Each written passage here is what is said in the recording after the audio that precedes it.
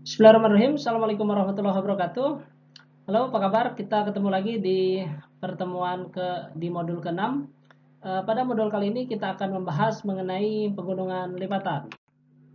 Nah, pada pertemuan kali ini saya akan berikan tes awal. Silahkan dijawab. Ya, kemudian kerjakan dengan ditulis tangan, difoto, kemudian upload, kirimkan di Microsoft Teams. Oke, deadline-nya per pekan ini, ya. Oke, jadi pegunungan lipatan merupakan bentang alam yang sangat unik karena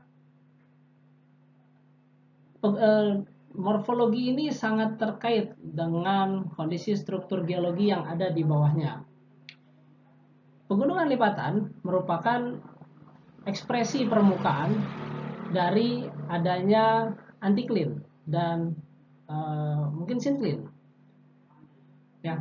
Karena ya maaf, pegunungan lipatan ya, jadi adanya pegunungan, terbentuk pegunungan yang jadi awalnya kita punya sebuah morfologi yang datar, kemudian terbentuk pegunungan. Nah, salah satu kemungkinan untuk terbentuknya pegunungan ini adalah lipatan, terbentuknya antiklin. Nah, berarti pegunungan ini sangat mencerminkan lah kondisi struktur geologi yang ada di bawah permukaannya. Nah, jadi karena puncak antiklin ini eh, daerah yang satu dia terpapar oleh sering terkena hujan ya karena daerah tinggian umumnya, jadi akan mudah tererosi nih. Nah, akhirnya akan terbentuk aliran sungai di sekitarnya.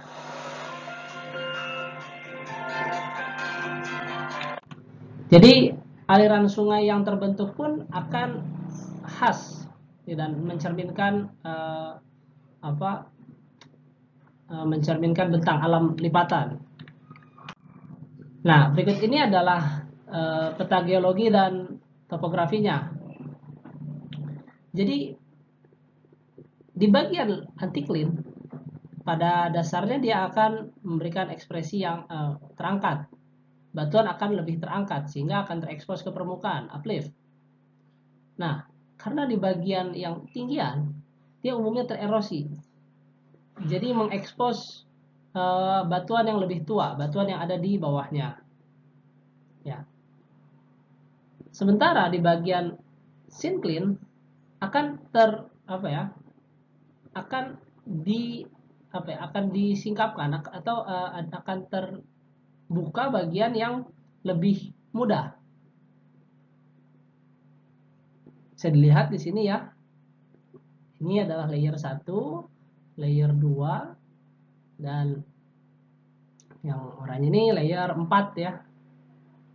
Nah, jadi semakin ke atas ini semakin mudah, dan di syncline akan tersingkap yang muda, di antiklin akan tersingkap yang lebih tua.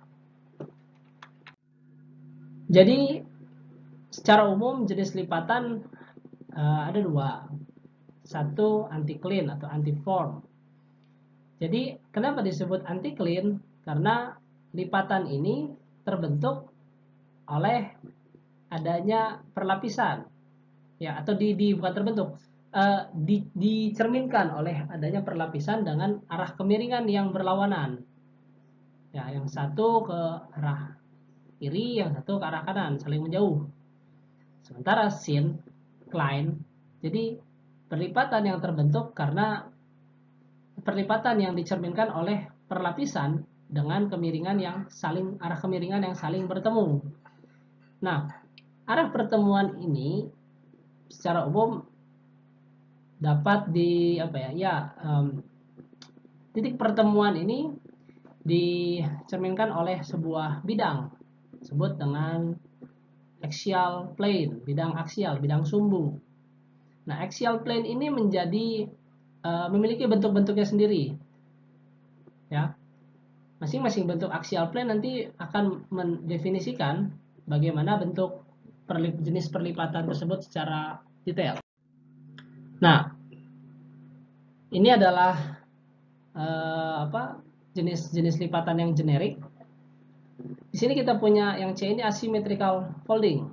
Jadi asymmetrical ini terbentuk karena axial hinge-nya dia tidak tegak. Apabila axial hinge-nya dia tegak, maka dia akan simetrik. Oke. Berikutnya kita ada monocline. Monocline ini umumnya terjadi akibat force folding. Jadi bisa karena begini. Prinsipnya perlipatan itu terjadi secara generik terjadi akibat adanya pemendekan. Pemendekan ini disebabkan oleh compressional force, ya gaya kompresional, stres. Nah, jadi respon batuan ketika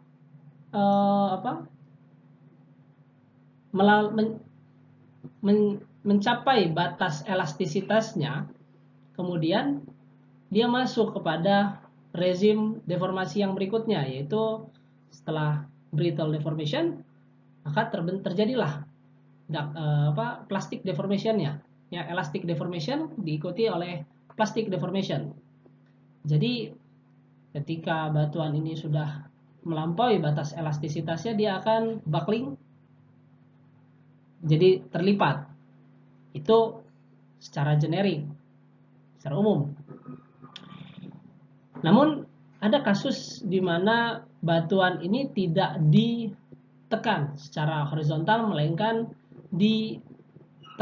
didorong atau ditarik secara vertikal. Jadi apabila ada pengangkatan, maka apabila terjadi pengangkatan secara vertikal bagian ini, maka lapisan akan terlipat, melengkung. Jadi akan ada lapisan yang relatif tinggi dan ada lapisan yang relatif rendah, sehingga membuat menjadi dipaksa melengkung, dipaksa terlipat. Nah, jadi apabila kita hanya melihat pada satu sisi, jadi ini kalau bisa kita bayangkan ya, ini adalah ada suatu daerah yang luas, kemudian ada diapirisme misalkan di sini, maka nanti akan membumbung dan membentuk lengkungan sini kan. Nah, ini bukan perlipatan, mungkin di sini bisa jadi ya ada bukan perlipatan yang by definition yang ditekan secara horizontal. Nah, karena berbeda dengan perlipatan yang ada di sini. Nah, jadi apabila kita mengamatinya pada satu sisi, ini, maka ini kita sebut monocline. Jadi dalam skala yang sama, misalkan nih ini adalah anggap ini 100 km, ini pun diamati dalam kondisi 100 km. Jadi perlipatan akan lebih pervasif atau lebih banyak dijumpai dibandingkan monocline, jumlah gelombangnya. Ini jumlah gelombang yang dapat diamati dalam perlipatan, dan versus monocline akan jauh lebih banyak perlipatan dibandingkan monocline. Jadi monocline ini adalah ya istilah deskriptif yang menjelaskan bahwa adanya sebuah kemiringan yang pada arah yang hanya pada satu sisi, tidak terlihat adanya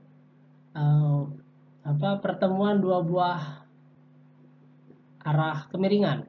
Jadi ini hanya ke arah kanan kita saja. Tapi yang di sini flat sini flat. Kemudian isoklin, jadi perlipatan dengan ya besar sumbu yang besar kemiringan yang sama di kedua sisinya, ya saling sama, ya. Kemudian recumbent fold, jadi ini adalah lipatan yang dengan axial hinge-nya yang sangat landai.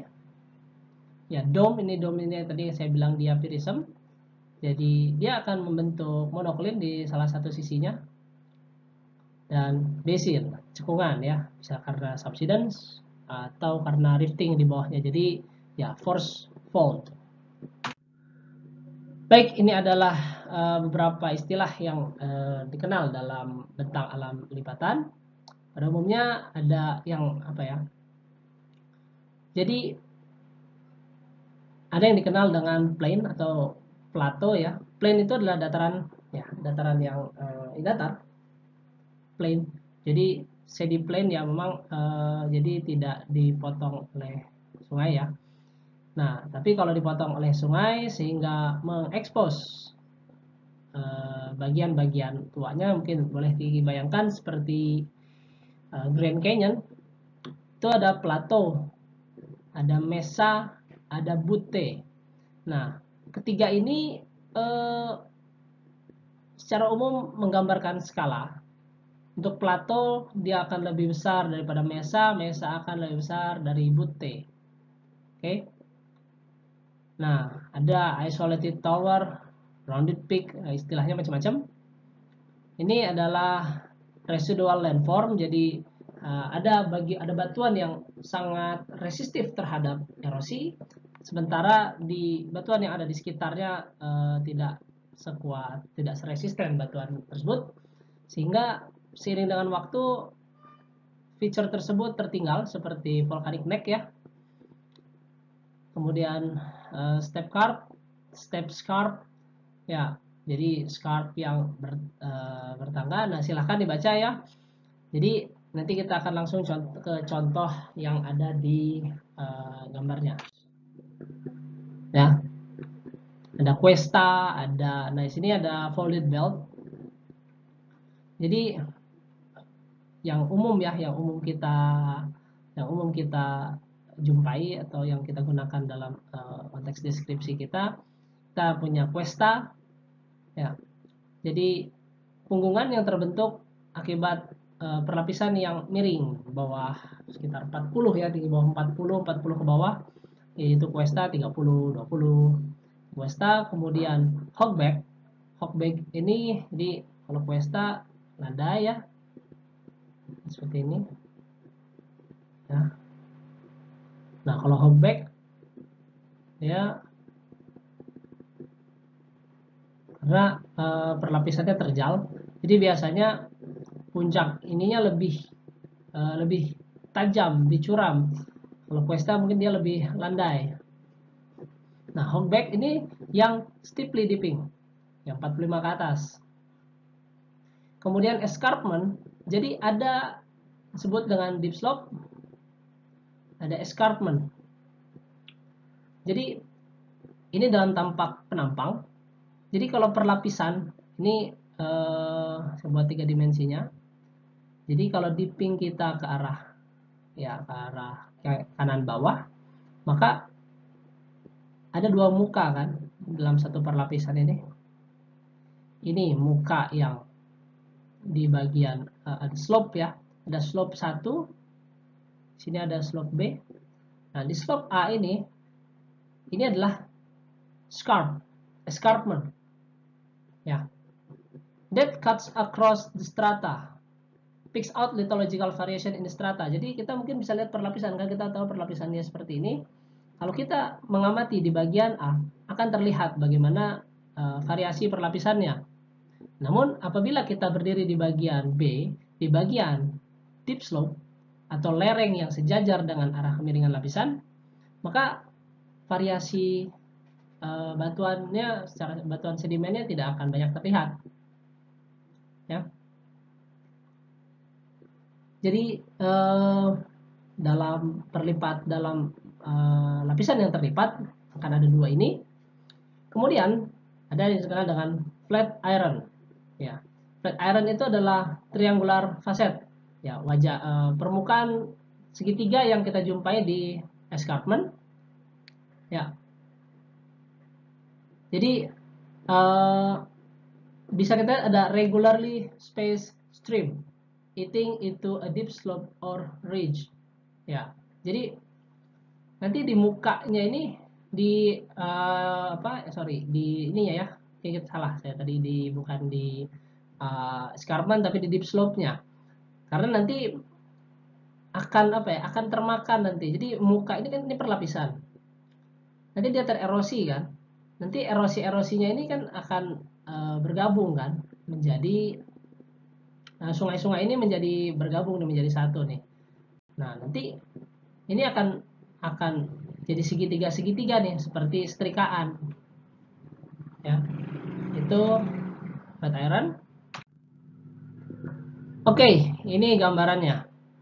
Jadi kita punya hogback, ya, ada homoclinal ridge, ada cuesta. Jadi bisa dilihat ya, apabila lapisannya sangat terjal,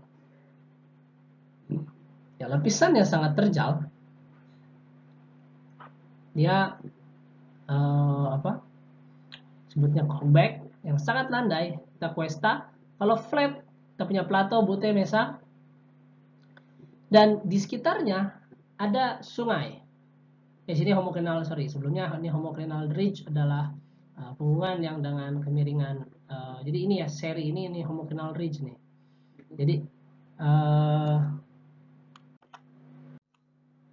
Jadi berikutnya bisa kita lihat ada sungai yang memanjang, ya, sejajar dengan sumbu perlipatan. Jadi kalau kita lipatannya ke sana ya, lipatannya ke sini, kan sumbunya relatif gini nih. Nah, ini ada sungai utama yang memanjang sejajar dengan sumbu perlipatan, ya. Nah, ini sumbu sungai yang sejajar strike dengan perlapisan. Nah, sungai-sungai ini nih yang akan membantu kita untuk mengidentifikasi tentang alam lipatan ini.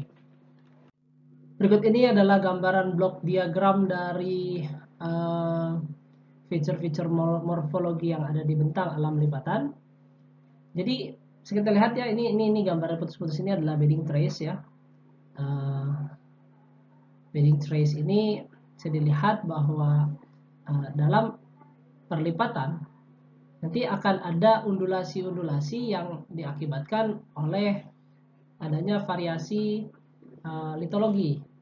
Nah, variasi litologi yang kuat akan lebih menonjol, variasi litologi yang lebih lemah akan lebih dekok lah bahasa Sundanya. Jadi ini ya seperti yang ada di gambar yang berikutnya. Jadi ini akan depan dan seterusnya. Nah, ini yang tadi yang saya sebut dengan flat iron. Jadi di bagian deep slope ya, ini adalah sisi yang sejajar atau sisi perlapisannya ya. Nah, ini adalah bagian-bagian yang terekspos. Nah, segitiga ini, setrikaan ini itu terbentuk akibat ya erosi sungai ini. Nah, umumnya flat iron ini dijumpai di bagian deep slope. Ya. Strike ridge or valley. Jadi tadi saya jelaskan bahwa karena kan perlipatan ini feature yang linear kan, karena sifat batuan sedimen yang secara lateral kontinu, maka apabila terlipat dengan gaya yang seragam, maka sumbu perlipatannya ini akan memanjang sejajar dengan strike-nya. Nah, kita tahu kalau di kuliah struktur kan, kalau kita kasih gaya horizontal, ya kalau kompresional kan shortening itu ada di bidang ini kan, ya ada di bidang ini kan. Nah, shortening ada di bidang ini. Nah, makanya sumbu perlipatan yang terbentuk pun kan akan sejajar, akan tegak lurus dengan arah kompresionalnya. Nah, bisa dilihat, jadi ini adalah hubungan antara aliran sungai dengan lapisan batuannya.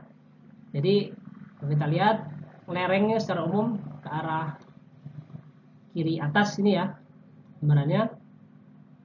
Nah, jadi akan terbentuk nih aliran-aliran sungai ya yang terkonsentrasi di arah sejajar dengan strike ya. Ini disebut dengan strike stream ya, karena sungai yang sejajar strike. Kemudian ini mainstream ya, arus utamanya. Jadi kalau dikasih hujan nih dari atas ini, maka akan mengalir kan di lereng-lereng deep slope ini. Kemudian deep slope ini akan terakumulasi di lembahan batuan yang tidak lebih resisten ya, batu lempung ya kalau ini gambarannya. Kemudian akan mengalir nih ke arah mainstreamnya, dan mungkin di perkembangan selanjutnya di bagian-bagian muka ya deep slope ini akan terbentuk yang kita kenal dengan flat iron. Nah, ini yang tadi kita bilang sebagai muka escarpment ya. Ini adalah deep slope. Jadi dengan mengidentifikasi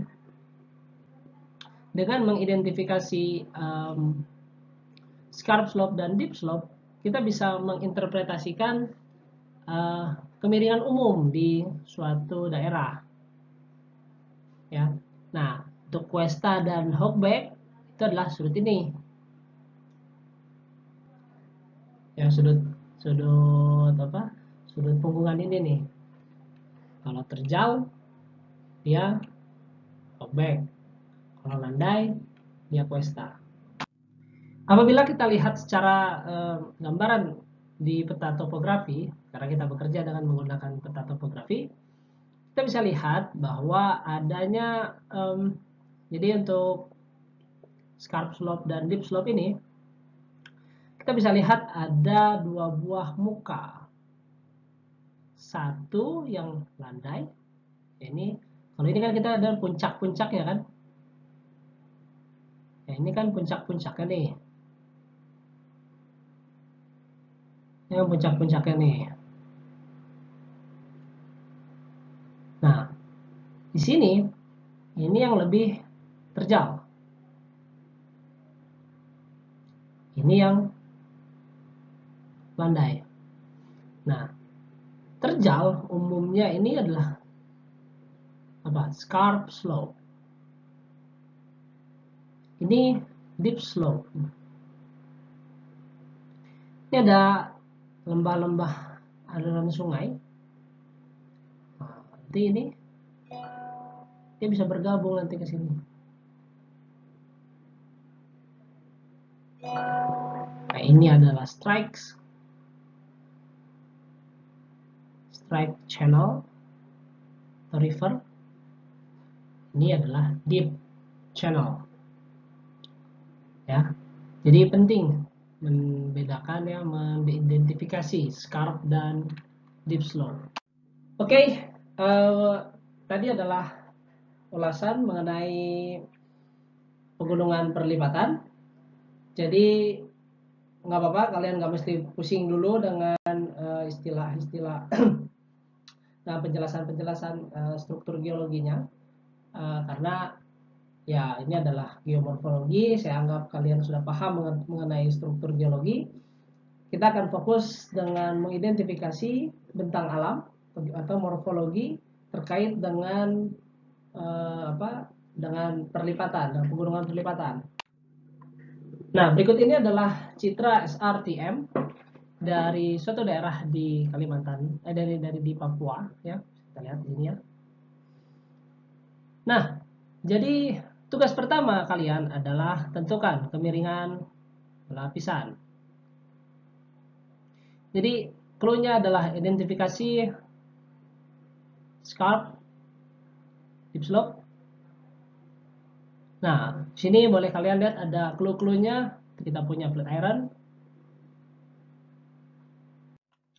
ada strike channel. Jadi untuk mengidentifikasi strike channelnya, jadi kita lihat dulu ini lereng umumnya kemana. Secara regional bisa kita lihat bahwa Laut Arafura ada di bagian selatan, dan posisi box kita ada di lebih ke selatan lagi ya. Jadi kita tidak dibuka, jadi arah aliran airnya ke, ya saya kasih tahu aja, ke selatan. Jadi kita bukan di bagian leher burung sebelah utara. Jadi dengan mengetahui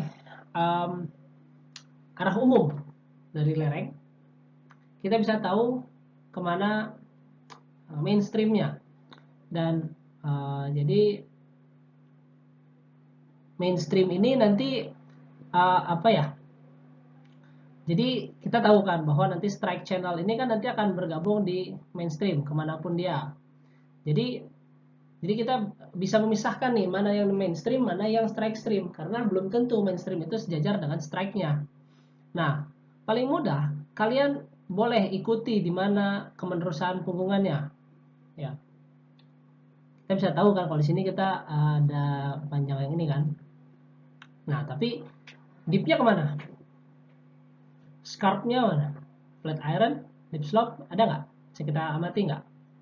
Nah, dari situ plot sumbu lipatan, syncline, anticline. Ada syncline nggak? Ada anticline nggak? Yang mana yang syncline, mana anticline? Tentukan, bedakan. Ya, jangan cuma lipatan. Oh iya, jelas ini lipatan. Tapi identifikasi mana yang anticline, mana yang syncline. Dan seperti biasa, tandai mana deep stream, strike stream, scarp stream, mainstream, dan seterusnya. Nah, nanti kalian boleh bisa selesaikan peta geologinya. Lalu tandai bentang alam ya, homocline, ridge, ada humpback nggak, cuesta, mesa, butte, flatiron, dan seterusnya. Nah, seperti biasa identifikasi morfologi-morfologi yang ada. Nah,